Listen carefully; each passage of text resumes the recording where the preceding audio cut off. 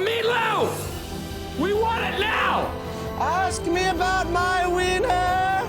Would you like to have a suckle at my zipper? Like Perfect 10?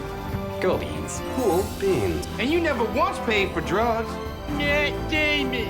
We want a shrubbery. Slippy, slappy, Slimmin, Swanson? I'm a peacock! You gotta let me fly! Shut up! Uh-oh, the funniest movie ever is back, but the pod's been possessed. Ooh. Hold on to your handbooks for the recently deceased, because we have a very spooky bonus episode for you. Today, we're talking Beetlejuice. Ooh. From the director of Pee-wee's Big Adventure, Adam and Barbara are Ghosts. What's the good of being a ghost if you can't frighten people away? their house is being haunted by the living, Maybe the house could use a little remodeling. and they can't scare them into leaving. They're dead. It's a little late to be neurotic. So they're calling on Beetlejuice, Beetlejuice! who's no ordinary ghost. You don't want his help. Can you be scary? What do you think of this? Now, the party's over. You want somebody out of the house? I want to get somebody out of your house. But the fun has just begun. It's showtime. So today, we are covering Beetlejuice. So let's just kind of dive into it. Before we get into anything at all, I just want to ask you off the top rip, what's your relationship with this movie? Have you seen it before? Any opening thoughts to kind of... Opening thoughts. So this was the first time I saw the movie. Right. I feel like that's like something I should be embarrassed about. But also I feel like I'm at the age where, it just slipped by me, right? That's my excuse. I'm sticking to it. I had never heard anything about what it's about. I just assumed that Michael Keaton was kind of like stealing the show the whole movie. Yeah. Not the case. Not the case. Not enough Michael Keaton. Not enough Michael Keaton. However, I mean, okay, here's my thing about Michael Keaton. Because at first, I'm checking my watch like he's not in the movie. Yeah. But then I feel like that plays to the benefit of the movie, right? Because the whole time I'm like, where's Michael Keaton? It's like, that Simpsons episode where Poochie is going to the fireworks factory and Milhouse is like, when are they going to get to the fireworks factory? Like, that was me with Michael Keaton. But I feel like that's only the case because you've heard probably things about this movie over the years. Michael That's Keaton fair. being batshit crazy in it. Yeah, if it came out now, I guess that wouldn't really work for me, right? Yeah. But yeah, you're right, because I knew he was in it and I expected big things from him. It did make me want more. Right. Okay, so let's set this movie up. This is the story of a deceased couple, Barbara and Adam Maitland, whose old Victorian home is invaded by tasteless yuppies, Delia and Charles Dietz, and their goth teenage daughter, Lydia. So that's sort of the premise of this movie. It's released in 1988. Apparently, it's a monster hit back then. People loved it. It spawned a Saturday morning cartoon, which I was like vaguely familiar with. Like it rings a bell. It. Action figures, which I'm pretty sure I had one as a kid. You know the scene where he comes out of the table and he's got the Ferris wheel shit on it. He's like a carnival character. I think I had that toy, and it was also turned into like a theme park attraction. So this thing was like, it was super popular when it came out. It was made with a $13 million budget, takes home $77 million. Like that's nothing. Like that's pretty big for a horror comedy. And it's directed by Tim Burton, who was only 29 when he made this movie, which is like, to me, like that's kind of crazy, like wild. And like he had just come off of making Pee-wee's Big Adventure. Big Adventure. And before that, he was an animator at Disney. So I didn't know he was an animator. Yeah, there's a lot of interesting things I kind of learned about this movie as going through it. This movie was originally written by Michael McDowell, who he was a horror novelist, and he had some ideas, and then through people he got it in the hands of Tim Burton, all that sort of stuff happened, and then Larry Wilson has a writing credit on it, who also did Addams Family, and then Warren Scarron, who I learned about is basically like Hollywood's rewrite guy. Apparently he did like rewrites on Top Gun. He did rewrites on Michael Keaton's Batman movie. Like he just came in and like did rewrites to save scripts, basically. Like they had like they found the nugget and he just polished it up, kind of thing. Is that an expression? Polished the nugget? Yeah. Nugget polisher. Sure. Okay. And so the cast is Alec Baldwin, Gina Davis, Michael Keaton, Winona Ryder, Catherine O'Hara, Jeffrey Jones, and Glenn Shaddix, who plays Otho. Oh, I like him. Yeah. When I first saw this movie, like my partner and I watched it together, and she's like, "Alec Baldwin's in this." I'm like, "Yeah, I think he comes in later in the movie." I forgot Alec Baldwin was the main dude, Adam. Like when you watch it, like he's kind of unrecognizable to me, like because he doesn't look like how I always remember Alec Baldwin. So like, this is funny because for once I actually watched this movie like in advance and not the day of. So I've been trying out my material. Right. I've been telling everybody Alec Baldwin is doing his best Rick Moranis impression. That's like very spot on. Yeah. No love for it at all. Everybody's like, I don't know who Rick Moranis is. Well, those people are I gotta get losers. better friends. No, but I think he's really good in this movie, like as like the straightest straight man ever. Like there's one part, we'll get to it, where he like, this is so the movie starts. I'll just kick us off in the rundown. The movie starts with the first sequence, which is basically we're meeting the Maitlands and we're meeting Adam and Barbara, and learning about their small town life in Vermont and all that stuff. And he's building a model and he's got to run out to the store to get stuff. And then on their way back from the store, they crash off the bridge and die, basically. And then when they come back and they sort of start figuring out that they're ghosts, they have this handbook for the recently deceased. And Adam picks it up and he reads it. The handbook for the recently diseased. This guy's that much of a, like, what do you mean? He read the word deceased wrong? Like, I like to think that the guy who rewrites stuff in Hollywood came in and was like, this is a good joke. You know what's funny? Diseased kind of sounds like deceased. Yeah. So that's like kind of our start to the movie. We kind of get that whole introduction to the Maitlands. They die. They get home, or I watched this movie like 3 weeks ago, so I'm sort of stumbling over the plot points, but they kind of come back and they piece together that they're dead. They don't see the reflections in the mirror, all that sort of stuff. And then they try to leave the house. They're transported into the sand world. And then that's when the Dietz family starts moving in. And that's sort of what kicks off the whole problem of the movie, is that the Maitlands don't want to share their home with the Dietz family. And I wouldn't either, because they seem like the worst batch of people ever. I mean, honestly, it's just kind of Catherine O'Hara, right? Like, it's funny because I didn't make a lot of notes for this, but one of them was like, I totally relate to the dad. Like, yeah. Poor guy just wants to like sit in his study and like bird. I don't want a bird, but like I get it. Like he just wants peace and quiet. So the dad is played by Jeffrey Jones, who's also the principal in Ferris Bueller, Bueller. yeah. Like, and this guy, he does the best, like at the edge of losing his mind all the time. Like he's just about to blow a gasket, but he's keeping it together. Like he does that throughout the entirety of this movie, and he does it perfectly. Yeah. And then yeah, like you mentioned, Catherine O'Hara. I gotta imagine this is sort of the blueprint to Moira Rose, right? I was just gonna say that. Yeah, 100%. I love like they finally get into the home and they're touring around and I think they go to the bathroom and she's got all these plans to remodel the house, and while touring it, she goes, "Oh look, an indoor outhouse."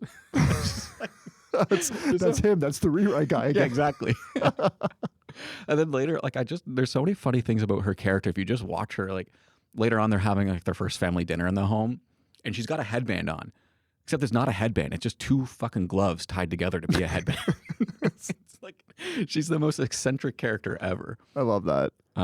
So while all this is going on, Adam and Barbara, they consult their book for the recently deceased, and then visit the DMV of the afterlife. This is good. And honestly, I think this is kind of what makes the movie is the practical effects here, right? Yeah. Yeah. I guess that's kind of like Tim Burton's like signature thing too, right? Well, it's also the 80s. It's also the 80s. Fair enough. I mean, there's some really bad like CGI in it, the sandworms, but we'll get to that. Yeah, to me, this is like, if you want to know what this movie's about, just watch like 30 seconds of them at this like DMV, right? It's the best. Like they're in this like, it's like, I don't know, such a like, I don't know, an analogy for life. Like, you wait all life and then you die and now you have to wait more. Like, yeah, like that's like kind of the funny part, right? It's very satirical that way. But I love this part when they're in that sort of waiting room and they have all these different characters around, and there's the one guy who's just, he's burnt to a crisp. Yeah. He's burnt to a crisp and he's smoking a cigarette, and he turns to Adam and goes, "Want a cigarette?" Yeah. And he's like, "No." He's like, "Yeah, trying to cut down myself." I love that sort of dry humor throughout this movie. So yeah, they kind of go through this whole DMV of the afterlife. They meet their caseworker Juno, who, side note, I want to mention Juno is who I picture in my head when you do your agent voice. That's pretty good, actually. Yeah. Now that you mention it. Yeah, so they return home. Juno's with them, and they start asking about Beetlejuice because they've seen like an ad for him in the book, and she urges them beyond. Don't engage Beetlejuice to help you with your problem. She suggests to scare the Dietzes out of the home themselves. So they start to get up to the ghostly hijinks. Anything in these sequences standing out to you? I mean, this is where they throw the sheets on, right? Yeah, classic. Yeah, that would terrify me. I feel like leaning into like, because I mean, you don't have to go scary to be scary. You know what I mean? Yeah. That's like so unusual and so like on the nose that I'd be like, there's no way that these aren't ghosts. That's fucking terrifying. The best part though is that like the whole family like thinks it's someone else in the family. Like the dad thinks it's Lydia, and then Lydia thinks it's her parents, and like the scaring's not working. See, like that would not even cross my mind. Like if I saw a ghost, like, you know, hovering around my house in a bedsheet, I wouldn't be like, oh, that's my partner. I'd be like, oh, fuck, we have ghosts. Like, we're moving. We gotta get out of here. See, this is where I think the movie could have had a whole lot more fun. Like these moments, like you said, like this is the part, like these scares, like what more could they have done? Like I feel like there was so much more room to play here with that sort of stuff, but they kind of put a cap on it really quickly. Well, I mean, we can talk about Winona Ryder here as well. What the fuck is wrong with kids in these movies? Like kids in the movies in the 80s and 90s, like how adventurous are you? There's no need for this. Like, what do you mean? Like she's like, I gotta know what's in this attic. Like fucking obviously don't go in the attic. Like freaky shit's up there. Yeah, that's like the classic thing. It's just like it's the whole kid curiosity, right? Even like, another older movie like Stand By Me. It's like, isn't the whole movie about like going to go find a dead body and poke it? I don't want to fucking do that. I mean, you don't. No. It is strange. Like you just leave it alone. Just if it's locked, it's locked. Like I mean, I think this is like the same years where like kids like swung on tire swings, right? Like just fucking swing on a tire swing. Yeah, go chase that stick down the chase the hoop down the street with your stick. It's those damn kids in Stranger Things. Don't. Yeah, ride your bikes. Leave the upside down alone. Just ride your bikes. You don't have to ride your bike to a dead body to poke it. Just like Winona Ryder, like you don't have to know what freaky shit's going on in the attic. Yeah. So this stuff leads into our sort of first introductions of Beetlejuice. This is like the sequence I'm calling Enter Beetlejuice. And so basically after their own failed attempts, they see that ad on TV where Beetlejuice is like, he's the old car salesman. He's going to do anything he can to get you to use his services. And this is our first introduction of Michael Keaton as the main as the title character, Beetlejuice. Like, what'd you think? This was my favorite part of the whole movie, actually. Like Cowboy Beetlejuice. Yeah, Cowboy. Yeah, it's perfect. Yeah. Perfect. This whole thing, like, anytime Michael Keaton is on screen, I just assume it's improvised. Like, how could you sit down and write any of this? So when I was doing some research for the movie, I found a great article by The Ringer, and it was like a whole oral history, and they were saying like a lot of Michael Keaton's lines are ad-libbed. Like, see, like it like has Tim to Burton's be. like, here, this is what we want you to do, go for it, and it's got that like. Michael Keaton's a crazy guy. Like, Michael Keaton is crazy in this movie. He's absolutely unhinged. And the character he's playing is also just like, I don't know. He's a horn dog, perverted old, like, bioexorcist. That's what he is. Yeah, like, it's super offside now, but I have to imagine back in the day, like, people lost their shit at this, right? Yeah. Also, I love that word, bioexorcist. I think that's, like, a really funny term for him. Like he's a professional, he's a freelance bioexorcist, which I find to be hilarious. But yeah, at this point, we're like 40 minutes into the movie and just meeting Beetlejuice for the first time. Right? It's like, this is your guy. Like he should have been on screen from like minute 20 and it should have just been craziness from there. I mean, I don't know. In hindsight, like I kind of like that he just kind of appears like sporadically and he isn't in the movie. Because I mean, it's really not about him, right? Like it's about Alec Baldwin and yeah, it's about Barbara and Adam and their journey through the afterlife and all that sort of stuff. And what I really like about this is like, yeah, they just made a sequel that's I think currently out right now, right? Yeah. Had this movie, the first one, just come out, 1,000%, like, and you listed a lot of stuff, you know, the shows and like the McDonald's figurines, for example, of Beetlejuice. Yeah.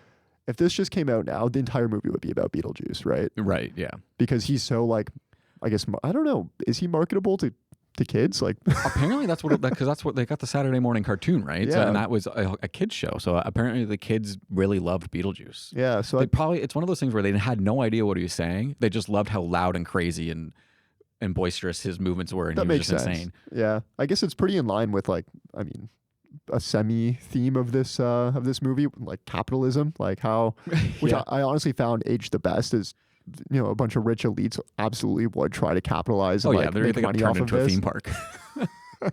So, yeah. So our first introduction of Beetlejuice has Barbara and Adam. They say his name 3 times, and they get transported into the model, and this is where they have to dig him out of the graveyard. Which I kind of love all of this stuff. Like It's a good the way sequence, they make yeah. the model look like life scale and all that stuff, and digging him up and all that, and then when they, I love when they get him out of the ground and he's selling them, right? He's doing his pitch, and then he changes his clothes to match Adam. He's like, hey, look, we even shop at the same Yeah, floor. that's good. Like all those like lines like that, like so great. And then I think Adam asks him what his qualifications are, and he just gets like really serious for a moment. He's like, well, I attended Juilliard. I'm a graduate of Harvard Business School. And he just goes on like all these he's like, I travel quite extensively. I lived through the Black Plague and seen Exorcist 167 times. And then he goes crazy. He's like, and it keeps getting funnier. Like, The Juilliard is a good bit. That's a good line.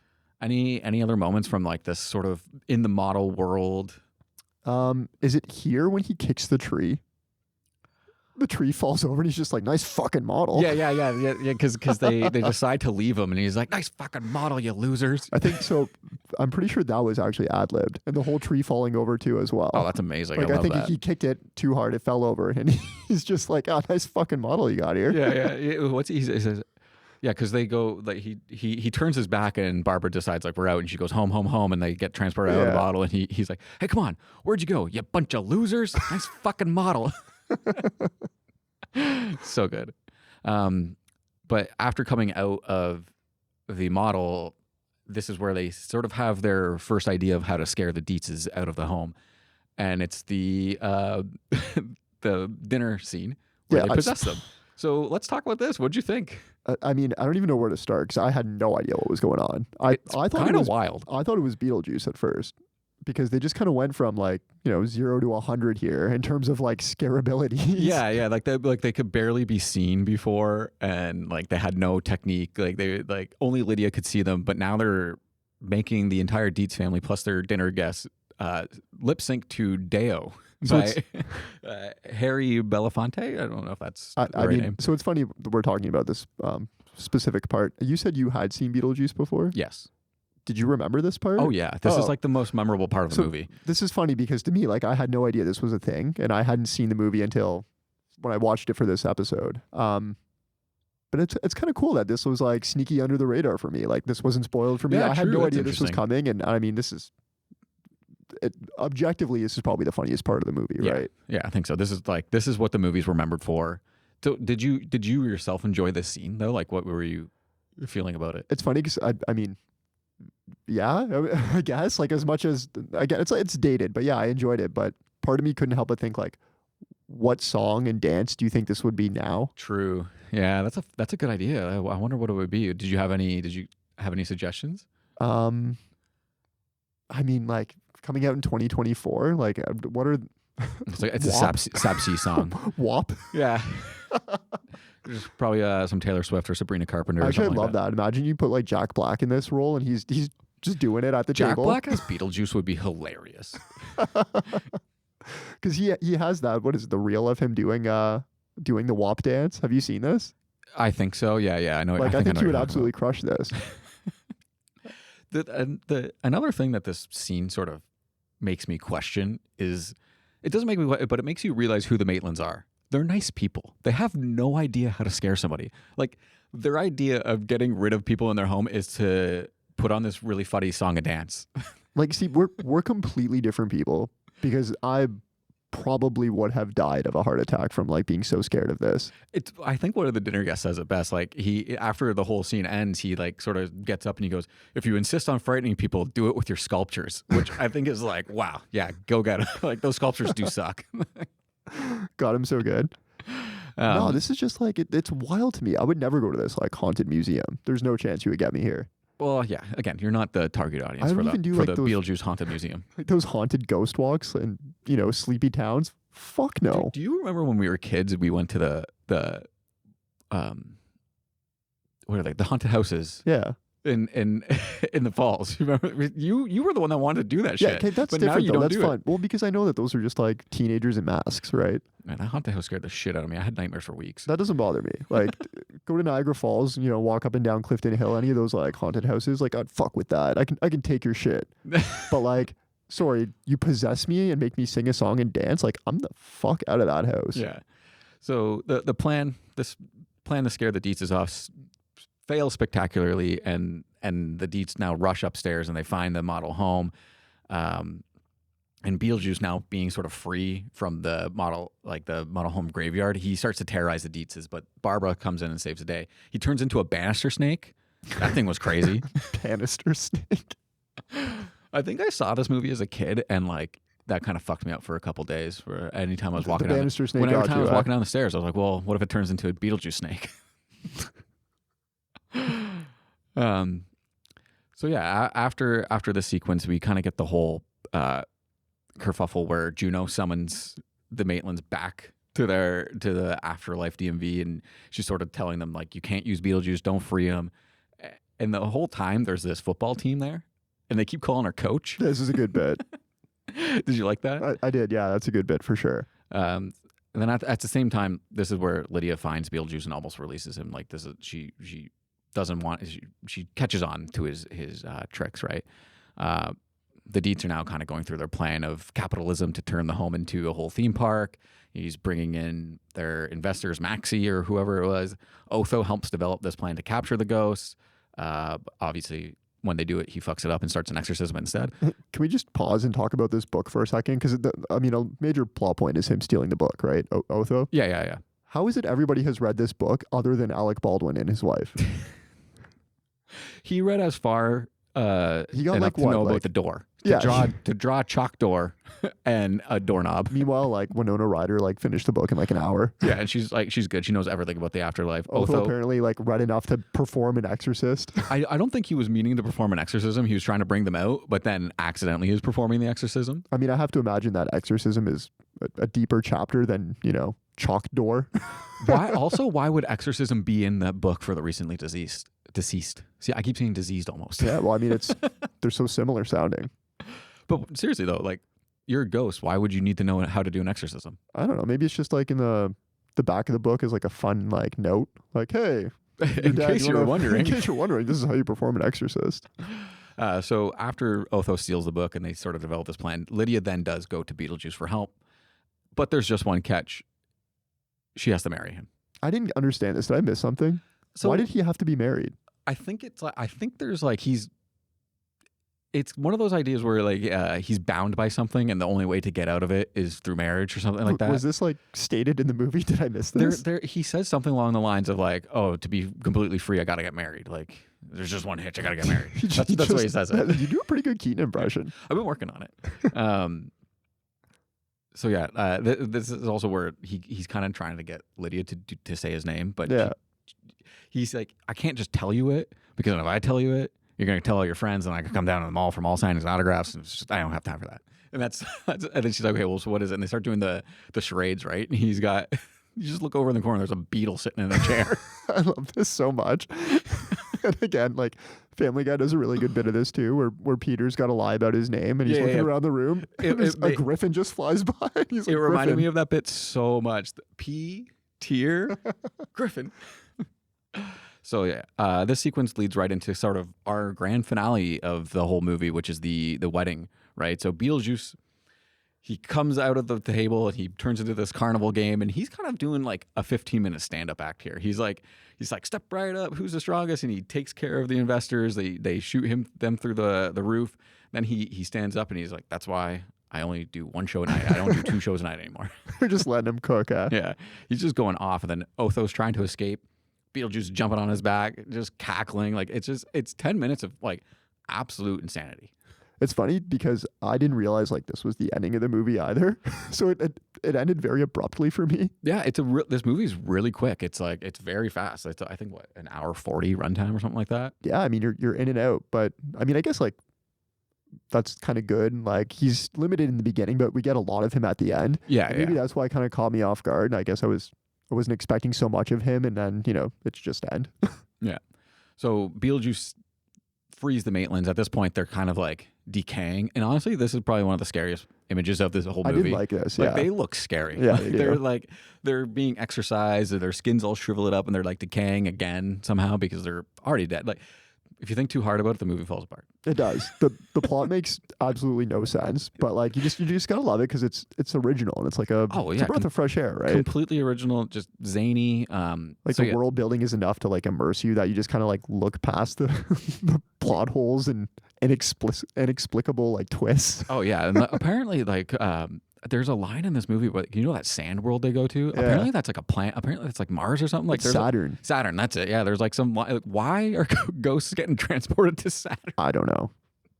So ridiculous. So the Maitlands kind of recover, and they're attempting to banish Beetlejuice, but he does all these things to stop them. Like he makes Adam's teeth fall out. He puts a metal grate over Barbara's mouth.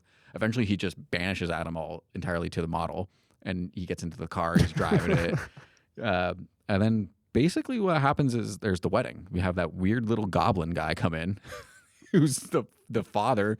He's going to preside over this weird unnatural wedding. Oh, geez, look out. They might make a movie about him. Goblin Pope. Did they? Okay, yeah, Goblin Pope sounds kind of sick. You just got me thinking about Goblin Pope. I'm like, what that's going to be.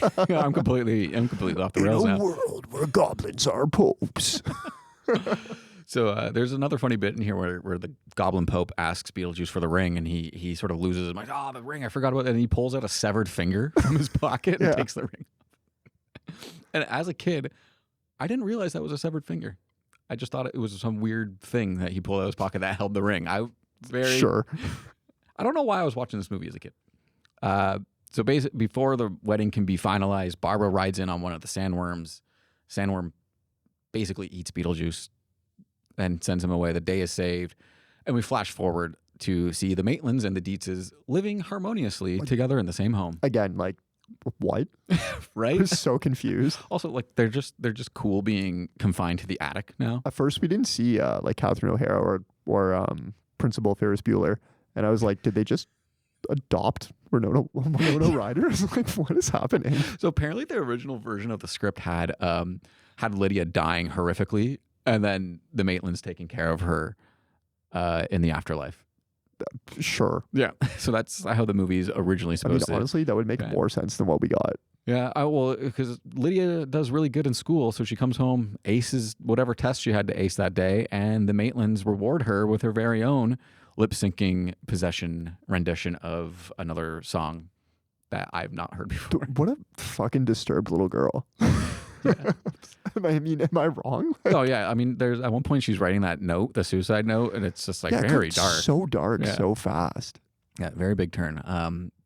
After this, we get probably my second favorite moment of the entire movie, and it's where we go back to the DMV of the afterlife, and Beetlejuice is waiting in line, and he's sitting next to the guy who shrinks heads. And he's got his number, and his number's what, like 9,400,000,000. Yeah. It's like stupid long. He's got basically a scroll in his hand. He looks over, and Buddy's got number 4, and they're serving 3 now. So he steals the number, and he turns to the guy beside him and is like, I'm doing a photo shoot with GQ in 30 minutes. They've been after me for months. And then the guy proceeds to shrink his head, and that's the end of the movie. That's it. Did you see the movie poster for Beetlejuice 2?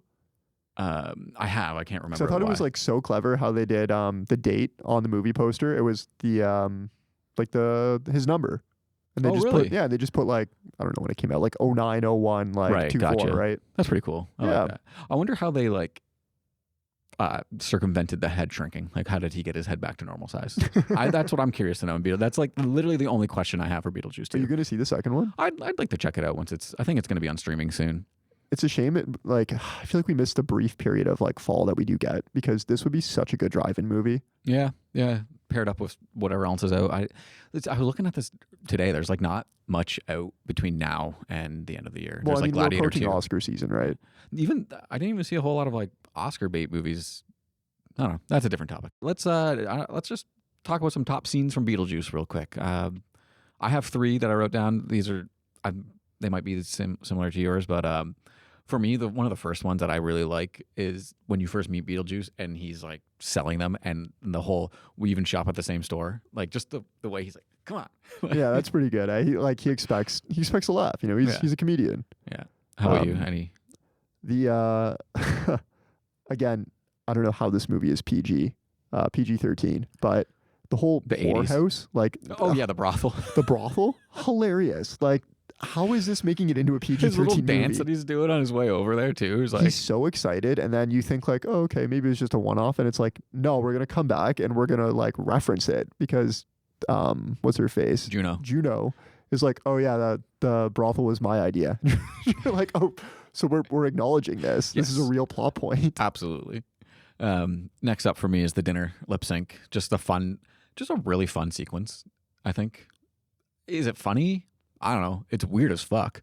I mean, but I enjoy it. People clearly like it. It's like you said, one of the most referenced, I guess, pieces of this movie, right? Yeah. How about you? Any others? I mean, honestly, like we just kind of covered them as we went along. Like, Yeah. there's a lot of juice whenever he's on screen. Like, what else can I say? You know, It's true. You do love when someone's got juice, right? So is that what I'm known for? yeah, you keep saying it. My last one is it's got to be the stealing the guy's number at the very end and getting his head shrunk. Like that's also like it's dinner lip sync is like most memorable. Second most is Beetlejuice with shrunken head. Like that's That's a I good think, one. how it And honestly, goes. it's like a good send off for him too, right? Right, exactly. And then obviously most valuable comedian is Keaton, but I think there might be a case for Catherine O'Hara just as how She's really good in this, and like you said, like, Wild this juice. probably is the blueprint to her Moira Rose character, right? it's the same. They're the same person. Yeah. Like the accent's a bit different, but like the energy's the same. For sure. And then I have a couple of head-to-heads for you. We don't have to go through all of them because I was just trying to find some comedies that are also horror-themed. Sure. Without giving away our next spooky bonus episode. I don't know if you've seen these, but Shaun of the Dead. Shaun of the Dead I've seen. This isn't better than actually, is it? I don't know. I have a weird relationship with Shaun of the Dead because people on the internet like it so much, it just makes me not want to like it. That's like one of your worst qualities. It is it's like 100% Like when one other of my worst people like qualities. things, you're like, nah. I will 1,000% admit that. And up until I realized how much the internet liked it, I thought it was like pretty funny. Like I like what's his name? Simon Pegg. Yeah. Love him. What's the other one he's in? World's End. Yeah, Hot and Fuzz. then Hot Fuzz. Yeah. I like those movies. But my thing is like I like them as like a 7 out of 10, you know? They're not like the 12 out of 10 that the internet wants me to think they are. That's fair. I can agree that the internet kind of overrates them, but I enjoy Shaun of the Dead. I think in terms of funniness, I think Shaun of the Dead might be funnier. Yeah. I think there's more like actual like classic joke, classic bits. For like, sure. For me, for rewatchability, like I think it would be Beetlejuice because I could see this being like a Halloween like annual thing I do now, right? Yeah. Whereas Shaun of the Dead, like I don't know the next time I'm going to pick it up, and it's solely because like the internet has spoiled it for me. That's fair. That's fair. The next one, I know you haven't seen this because it was on your list of movies you recommended to me, but Tucker and Dale versus Evil. Yeah, I think you should really watch that. Yeah, it's actually streaming now. Yeah, it's a really fun movie. Really Nice. fun movie. What We Do in the Shadows. You're on What We Do in the Shadows? same Is thing. it the same like internet kind of? A little bit, but like also when I watched it, maybe because the internet was all about it, like my expectations were not met. You're also just anti Taika Waititi, probably, aren't you? Because you think he gets too much hype. I'm not. Like I mean, I was all about him. I thought Ragnarok was like really good. Yeah. And then what's it called? The one he did after Love and Thunder. I thought that was awful. There's one really funny bit in Love and Thunder that And then what's the other one? What's the movie he just came out with? Next Goal Wins, which I thought was like pretty whelming. I haven't seen it. Yeah. Anyway, What We Do in the Shadows. I like it for its like creativity and it's like different. Mm-hmm. Again, like in terms of rewatchability, at least, like I can see myself watching Beetlejuice more than that movie. Fair enough. Yeah. Ghostbusters. I've never seen the first Ghostbusters. Okay, Ghostbusters 2. I don't want to admit that I've seen the sequels because I haven't seen the original, and I know that people are going to shit on me for it. Oh, but it's fine. No, I think I'd take Beetlejuice over the sequels anyway. Ghostbusters, I really do need to watch. Yeah. And then these last two are just because I was like looking for movies in the 80s that were also comedies. The Naked Gun. Have you seen that? I have seen The Naked Gun. I haven't yeah. seen it, so I really like The Naked Gun. is it better than Beetlejuice? Leslie Nielsen, yeah, I would take that over those. Nice. And this last one is really just like when I saw it on the list of movies that came out in the same year as Beetlejuice, it just made me really laugh. Mac and Me. You know Mac and Me, the movie that Paul Rudd punks Conan with every I do time? know Mac and Me. Yeah, no, I've never seen it. But that movie is infinitely funnier than this, just because of that scene, one scene, and the one gag scene. that Paul Rudd does with Conan. Yeah. Anyway, since we're kind of wrapping up, I wanted to ask you, relationship between Burton and Keaton. Between who? Sorry. Tim Burton and Michael Keaton, right? Right, So yeah. like, I mean, they knock it out of the park in this, right? I'm assuming like Tim Burton, like you said, just lets Keaton cook this whole movie. So my hypothetical for you is, can you imagine that we got this duo instead of Tim Burton and Johnny Depp? For like life? Like I'm going to run down some, I got 5 movies here that Burton and Depp have done. Okay. And I want you to give me your thoughts on if it was Keaton instead of Depp in them. Ooh, I like this. This is a fun game. Okay. So number 1, Edward Scissorhands. Have you seen this? I have seen Edward Scissorhands, but I've also never seen. I don't know what Michael Keaton was like when he was really young. I have no idea. So I'll stick with Depp.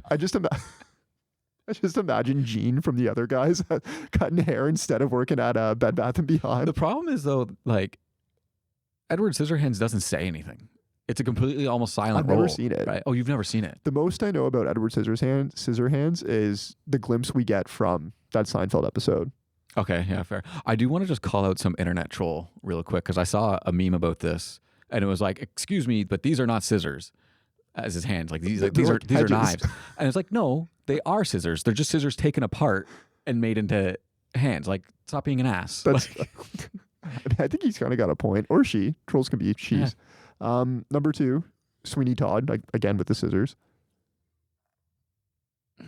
I think Depp's better in that one. I think. I don't know. I can't imagine.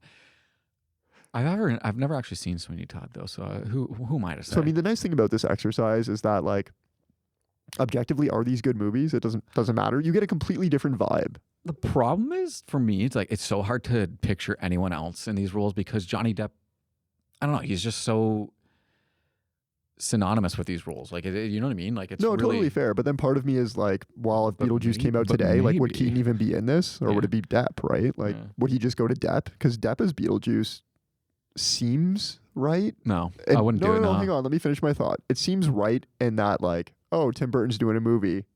Who's playing the main, like, ghoulish character? Johnny Depp. Right.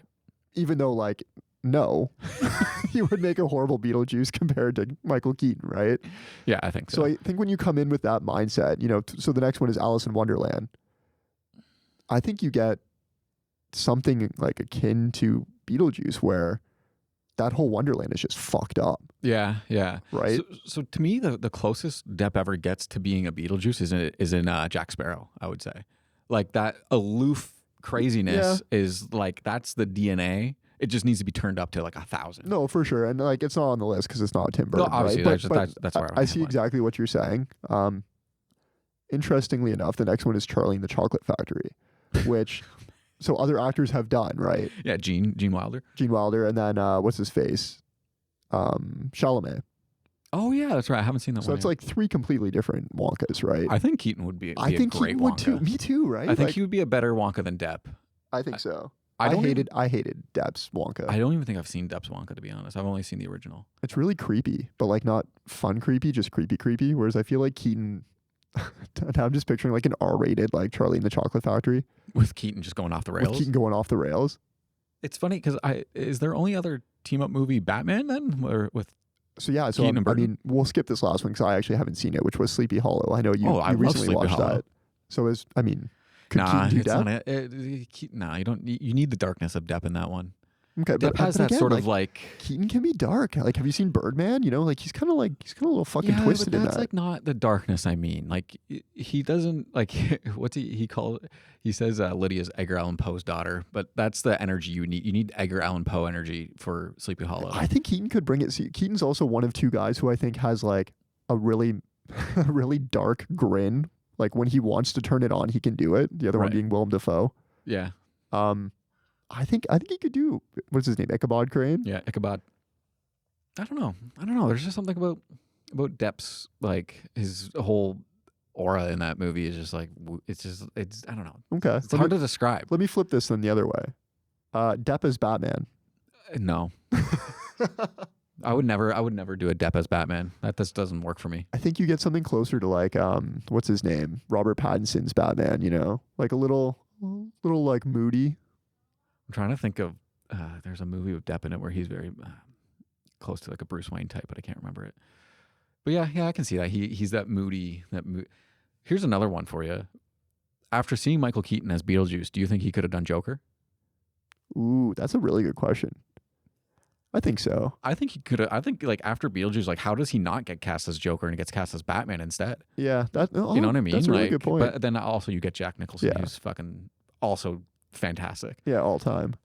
Interesting. No, that's a really good point. And I mean, especially now that like Joker's like back in the spotlight again. I don't really care for like Joaquin Phoenix's Joker.